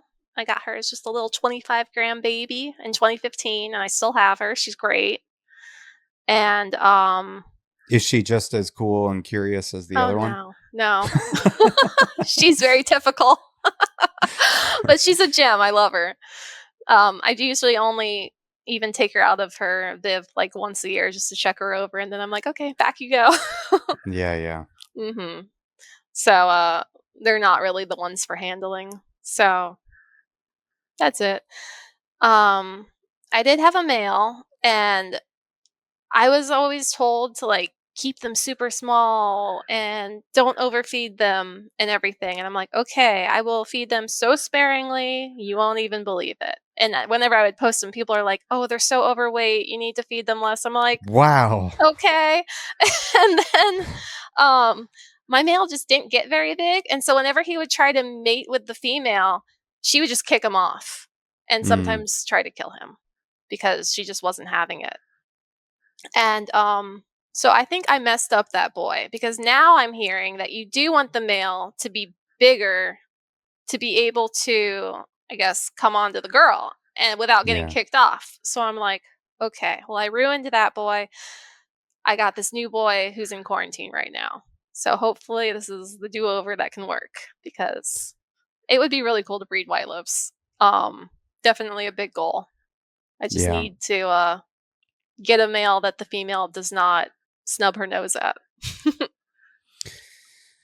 Yeah, poor stunted guy. I mean Yeah. that it is like it's kind of getting. I know that that's kind of in my head. Like, yeah, the males, you want to keep them leaner, and that way they're not big fat lazy males, and they'll breed well. And but yeah, that's kind of depressing. The poor little guys getting thrown off and I beat know. up. It's like it's at the point where it's like I guess that usually works, especially in like it works in bloods. You can keep the males smaller and everything. But like in a species where I guess the females are a lot pickier with their boys, like in white lips, I am gonna try growing the male a bit bigger to deal with Hmm. that. What about the reds? How Um did how did that happen? Like, what was the story behind those? I don't know if I already said or not, but I got my mail first, I think in 2017, Hmm. and I got him. Well, I actually followed his whole backstory. He was first found in a pet shop, bought by a guy. That Yeah. guy sold him to a girl, and then that girl sold him to me. So I forget when that was, because he was already several years old when I got him, and then I've Mm, had him since, I guess, 8 years. So he's at least like between 10 and 12, I think. okay. And at that point, I had to euthanize the female that I got. So I sent that male to live with Lisa now, Lisa Okay. Farina, if I'm saying that right. I think. Yeah, I think you are. Yeah. Okay. That's how I say it in my head. And I Okay. think I've said it before. Well, I mean, I know I have because yeah, it's She's been Farina. on. Yeah. Yeah. Okay. Yeah. So yeah, I'm hoping that she has experience. She's actually bred white lips, and I'm over here with like I don't have anything for him now. So, Yeah. um hopefully at his age, like I'm more worried about like doing something with him than just sitting here waiting for another red to pop up, because I already waited 5 years for that girl to pop up, and Yeah. then it just ended in tragedy. And yeah, I am just crossing my fingers for Lisa at this point, and I cannot wait to see what happens. I'm really excited for that. And do you think that the red is like a morph, or what do you think that is? So it's possibly a hypo, and it's I kind of think it might be a third thing, possibly a locality variant of a southern. Okay. It's definitely not a northern. The head is completely southern. It's got like almost like an emerald tree boa type head. It's big. Mm, And yeah, I know yeah, I don't have any southerns other than the reds, so I pass them on yeah. and we'll see what happens. Do you plan on getting more white lips? Right now I'm good with the pair, but if Lisa produces any from the reds, I might consider Yeah. that. Are you pairing anything up this season now Yeah, that yeah. your child's getting a little older, and is Mhm. it is it easier to, or do you feel like you're gaining your life back? Yes, yes, finally, finally. Yeah. I'm pairing 3 blood pairings, and I just paired the Coronius, 2 pairs of them. Nice. So I'm hoping for good eggs out of those because the males are a bit older now. And the girls are definitely of age. And the bloods are already locking up except for my golden-eye to golden-eye pairing. Yeah, I'm not sure if that male is ready. He seems a little scared of her. Who did you get your golden eyes from? So one of my golden eyes is the girl is from Mark Kirkpatrick. He kind of got out of bloods, but he had this albino ivory that was like the cleanest, whitest ivory you've ever seen. It was beautiful. And so this golden eye is out of her, and she's actually like a golden eye matrix albino. Okay. She's working with stuff, and she's got like this tri-striping going on. And she's so light and creamy and gorgeous. Beautiful, beautiful. And then the male is from April Homage. She like specializes in busy pattern bloods.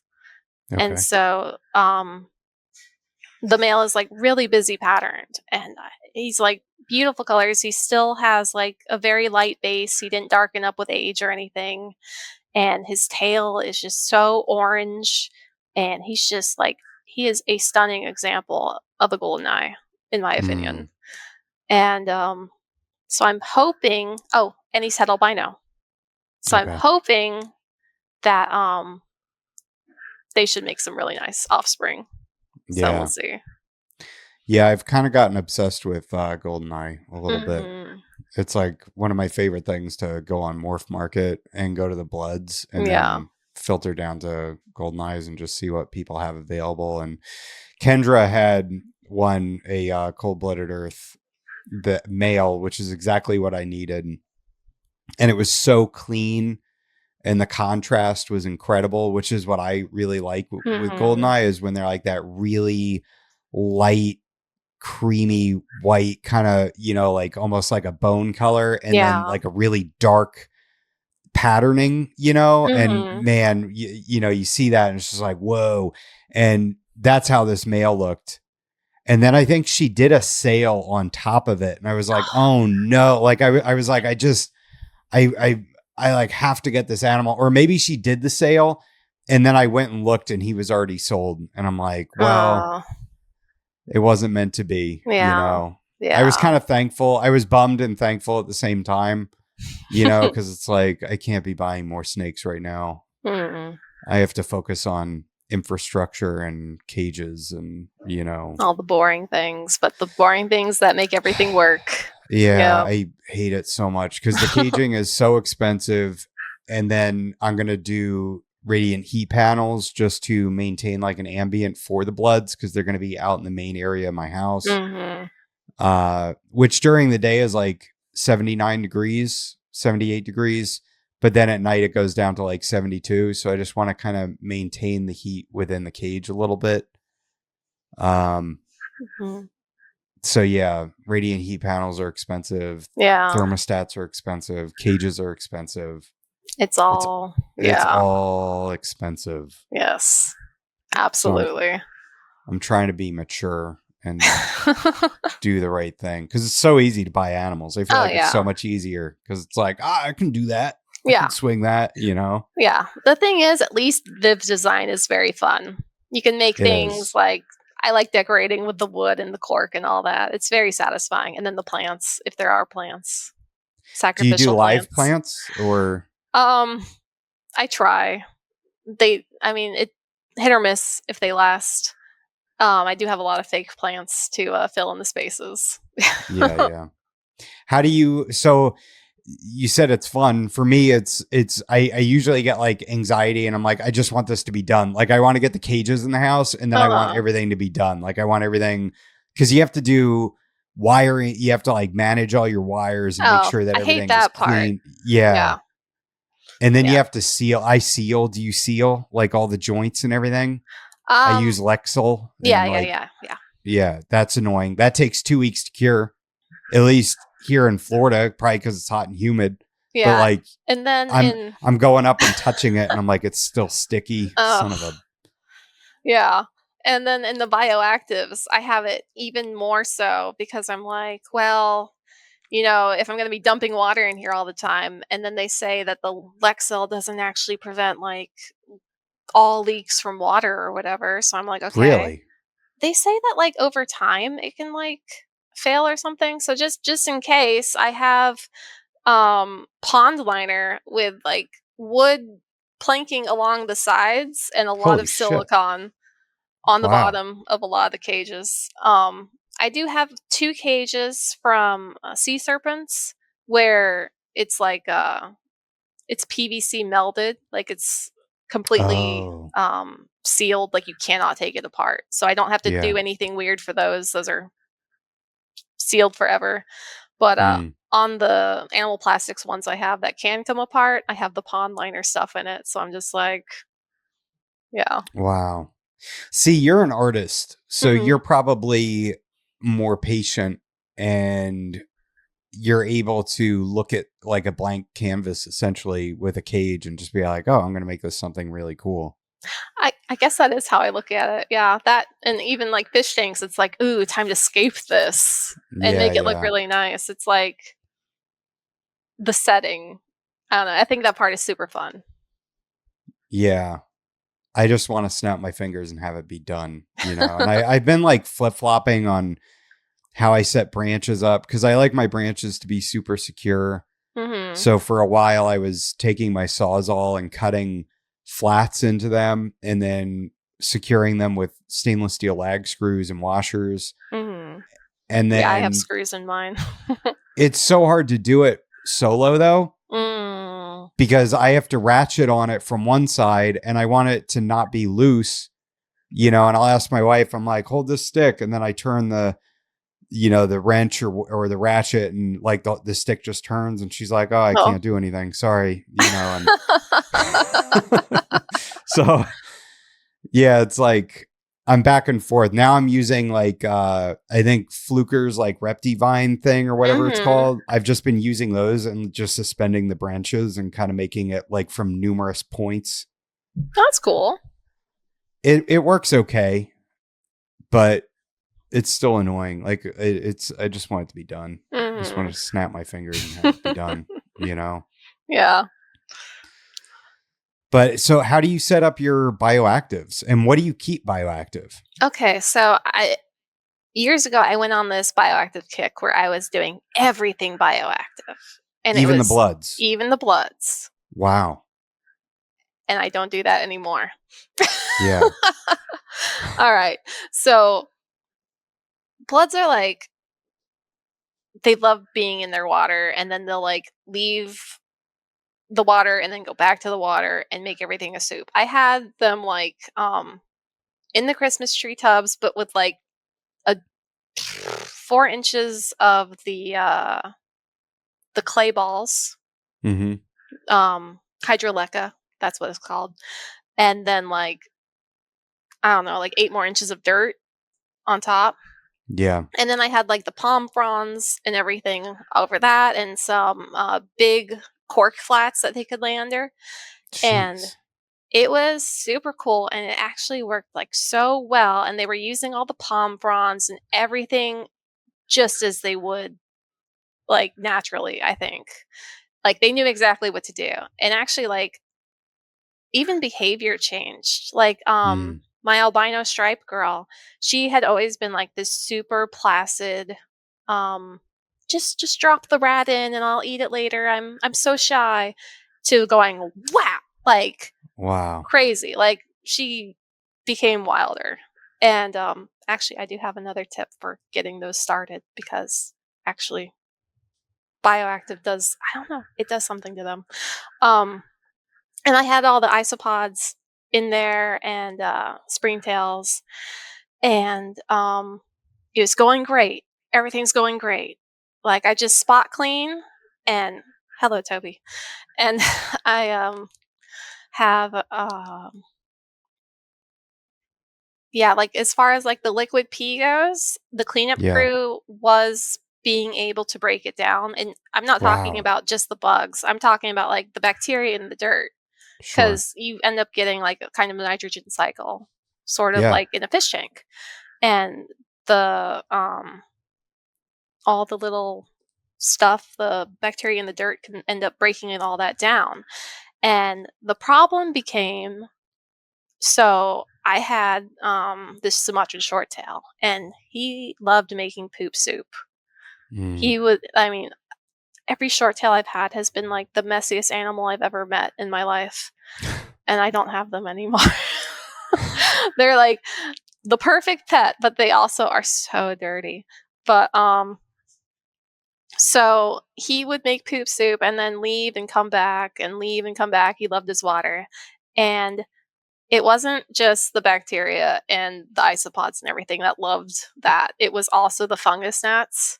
Mm. And it was like the flypocalypse one Oh, day. One day jeez. I went in there and it was just like the flypocalypse. And it was all emanating from him. And I knew the other ones were probably not too far behind. And I was just like, I took it all down. It could not keep up with that level of swamp, that level of Yeah. waste. Not when the fungus gnats are there to pick up the slack there. And it was just like, no, no, no, no. So you can do bioactive with like the white lips or the coronius or geckos or whatever else, but I'm not doing it with bloods again. It's just too soupy. Mm. So how do you keep them now? I keep them on paper. Okay. Yeah. Not even like cocoa husk or anything? Mm-mm. I'm scared of what happened. Just too much with the pee and everything. Yeah.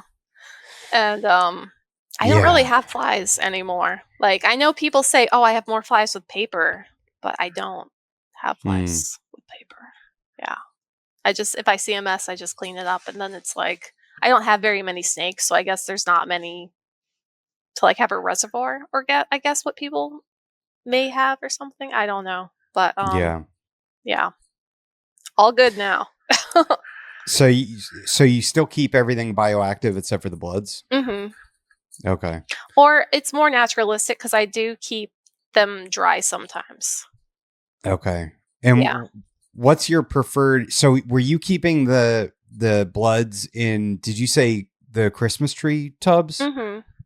And so that's how you were able to get such a deep substrate bed? Yeah. Mhm. Because you said it was what, 4 inches of hydro balls, and then how many inches of substrate? It was like another 6 or 8 inches of Oh my substrate. I mean, god! it was thick. Like they were able to burn. Like they didn't make tunnels or anything, but they would make divots in the dirt and kind of Yeah. lay in the divot underneath a cork so that their nose would be poking out, or they'd just be poking out from underneath the palm fronds and stuff like that.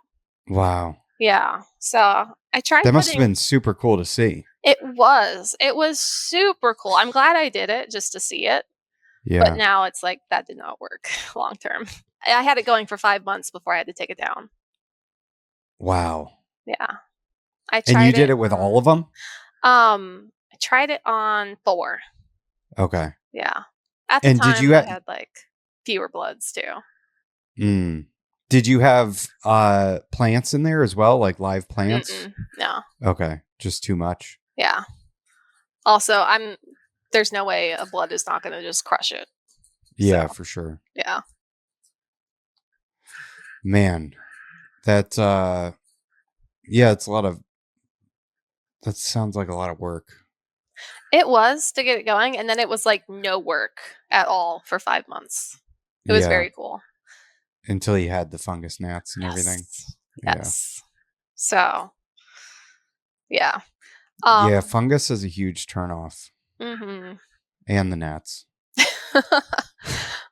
Um, I will say though that I remembered the females, my albino female, who became like a very aggressive feeder on bioactive. So when I had some babies that were not feeding, and I mean, I tried them on substrate, I tried them with hides, I tried them um, basically everything, like putting them in deli cups and all that. Um, I put them in like a 16 quart bioactive, each one of them that wasn't feeding right. And I put them with like the isopods and the leaf litter and a piece of cork bark and everything. and immediately they started eating. Really? Yeah. I was like, that's really interesting.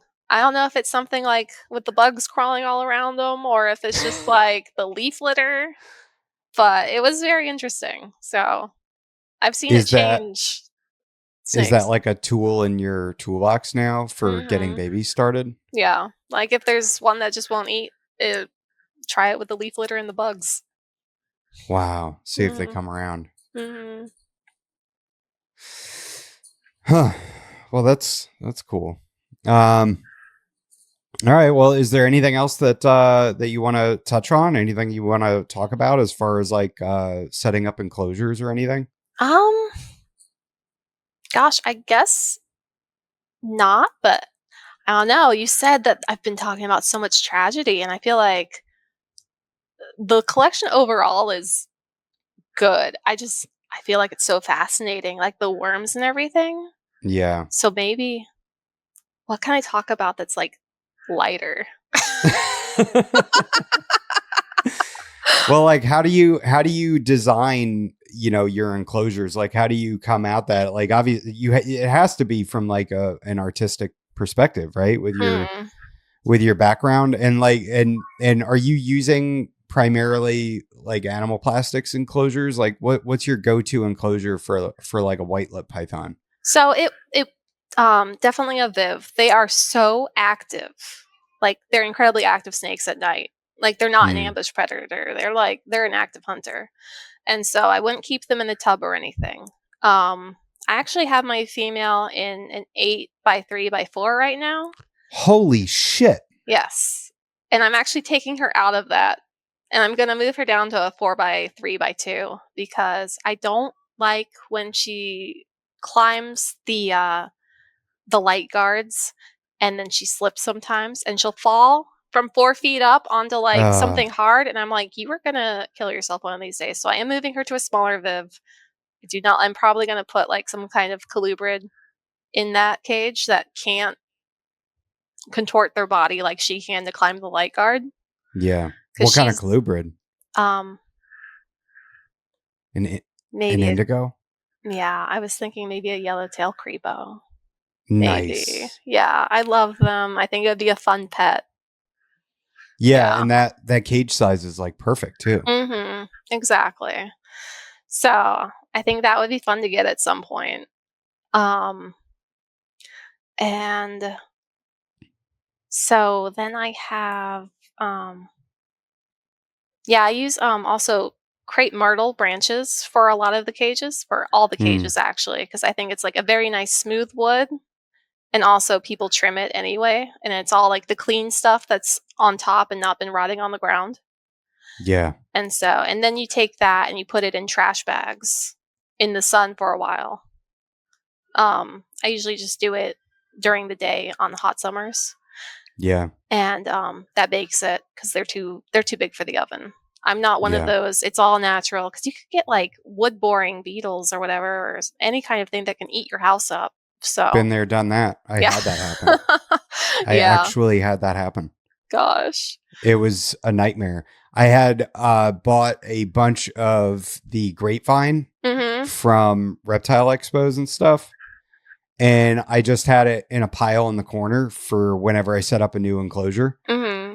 And I noticed like sawdust around the branches. And I'm like, huh, that's weird. Maybe when I set everything down, it just got banged off. So I vacuumed it up. And 2 days later, I come back in my office and I'm like, what the shit? There's more sawdust. Oh. And all of a sudden I start hearing things like tap into the window. Oh no. And it was I think they call them powder post beetles or something like that. And they were coming out of the branches. And I guess at that point in their life cycle, like they just look for light and they try to travel towards light.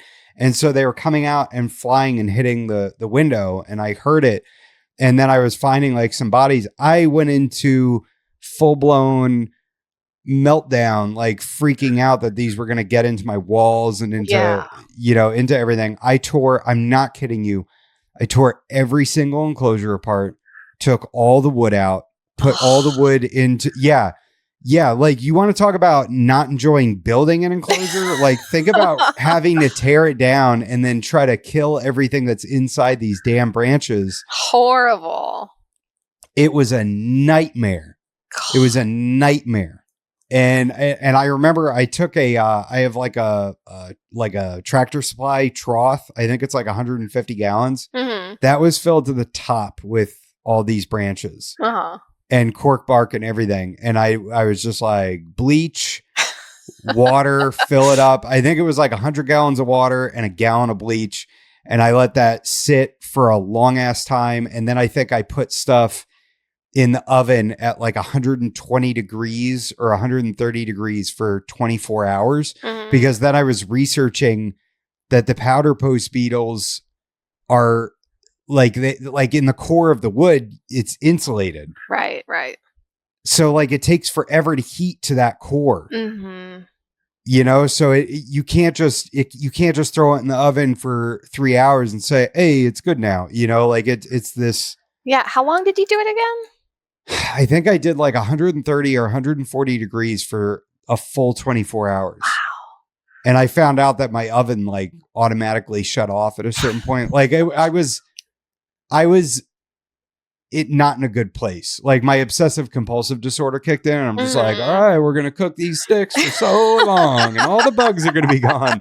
And I remember I went through my room and I pulled all the enclosures away from the walls and I have like baseboard. There's like a gap between the floor and the baseboard in my office. And I just like flooded under the baseboards with bug poison. Okay. Like I was just like, just going all around the room. It was not a good time in my life. Yeah. That does not sound like it. Yeah, it wasn't fun. Yeah. It was not fun. Now I think I use mostly oak now. I just get oak and then I've been cooking them in the oven, but like you said, the pieces are too big. Mm-hmm. So I'm going to start switching over to the trash bag method and see if how that works. Yeah. I think the trash bag method has worked pretty well, especially like the branches like that do not sit on the forest floor for a while and everything. Sure. Like never get those. But yeah, I haven't had any problems with bugs or hitchhikers or anything. So that's been great. Yeah, I've heard good feedback on that. And all my oak I'm harvesting myself. Mm-hmm. You know, so it's fresh. Like you said, it's not laying on the ground. There's no, wood eating insects boring into it. Yeah, exactly. Much better. Ugh. Ugh. Yeah. Yeah. Damn it. How do we make this depressing too? Oh, it's a warning to everyone listening because, it's like you go on these bioactive groups and they're like, oh, yeah, never bake. You want all those goodies. I'm like, no, you don't. Yeah. Yeah, you don't want that. You don't want something that eats wood for a living in your house. Yeah. You don't want to introduce that. What are you going to do? Put termites in your enclosures? God, I know someone who got the wood boring beetles. They were posting in the group like, hey, I didn't oven my stuff and now these beetles are eating my house. And I'm like, oh God. Yeah. See, that's my fear. Yeah. That's my obsessive compulsive disorder. That is, that full blown panic mode with that. Mm-hmm. You got to be a little careful. And now I bleach, bake. Yeah. Put it out in the sun in a trash bag. I don't even can put it in a bag in your car and park the car in the sun. Yeah. That too. Yeah. And Texas summers are pretty good. Oh yeah. Yeah, we're both fortunate with that for sure. Some good heat. That's crazy though. So how are you getting the crepe myrtle branches? Because I have heard that those are awesome and they look really nice too. Yeah, And they're nice and smooth. They're very nice and they have like all these curves and they're smooth. And I was just getting them from my sister-in-law when she has her trees trimmed. So I got every single thing she got and I've just been using those in cages. That's perfect. Yeah. And how do you attach those with screws? Yeah, like screws like this long. Damn. Yeah. Yeah. I use like short but wide lag screws with big ass washers, so it's like super secure on there. Oh yeah. Yeah. And so do you keep everything else on substrate or? Yeah, it's only the bloods that are on paper. Okay. Do you do any kind of like enrichment for your bloods? See, like, I mean, I did with the bioactive, but as far as the bloods go, they're like so sedentary that I think they are like the perfect snake for tubs, kind of.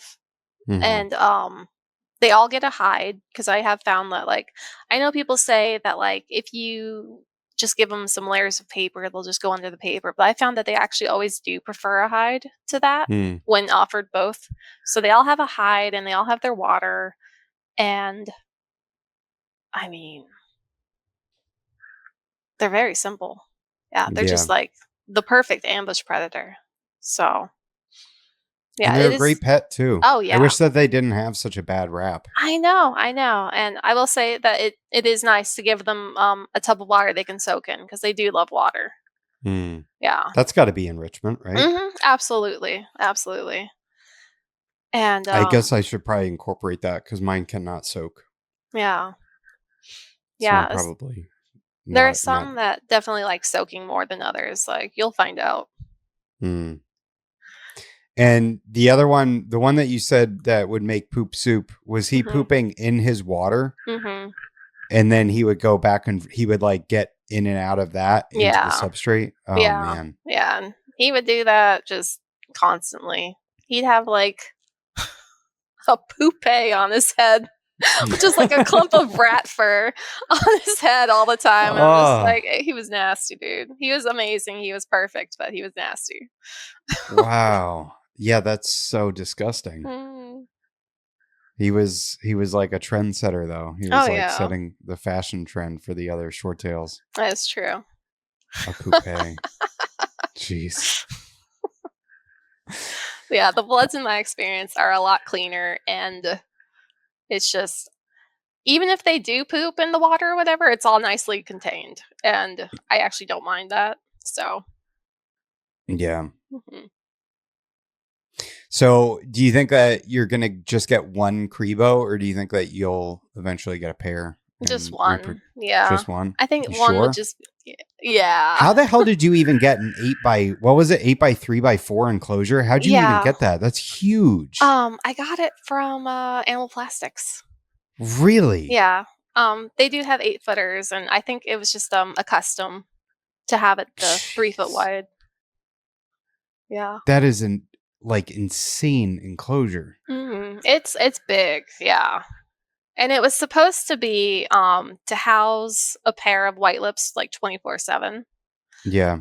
But that does not work. My girl does not like being with other white lips like that. So it's just been her in there. Yeah, like when I went into it, I was like, oh, if I cohab them from being young, maybe the female won't hate the male or whatever, and they'll be used to each other when it comes time for breeding. And it didn't work like that for me. At least not with her. Yeah. And that was with the little rented guy? Yeah. Yeah. Poor little dude. I know. He's like, yeah. I mean, even she's not that big, but I think she's still like 5.5 feet or whatever. Yeah. How many eggs do you get when you breed your bloods? What's a normal clutch? Usually like 12 to 14. So not like huge, but it's a good sized clutch, yeah. Yeah, it's a lot of babies. It's a lot of babies to feed for sure. Yeah. And all the blood babies, like, they do well. They're easy. They're great. It's like after like dealing with like the parasites and stuff and the other guys, I go back to the bloods and I'm just like, thank you for being so easy. Because like, other than that bad rat with Charlie, I've never had any problems with them. They're great. Yeah. Yeah, I wish they just didn't have the reputation that they carry. I remember I was like putting off getting bloods for so long, and then I got them, and I'm like, these are such great snakes. Like, I do have, I think, 2 or 3 that are not friendly. out of like the 15 or 16 I have. Yeah. Yeah. Yeah, they're great. But that can happen with ball pythons too. Yeah, that can happen with ball pythons too. Yeah, it's funny. When I had ball pythons, the one male that I had, I think I got it from Canova. He was like just hated being handled and everything, like very like would go full ball, and like Wow. hide his head and everything, just a very nervous, shy snake. Mm-hmm. And my son really loved that snake though. And it was like, dude, he is not digging this interaction, Mm-hmm. but my son's like just sitting there with him on his lap. Mm. But yeah, the thing, and I've talked about this a couple times, the thing that I want to get is a locality ball python. That's something I want to do. Yeah. That would be cool. And I think the Voltas are cool. I think there's other localities too now, right?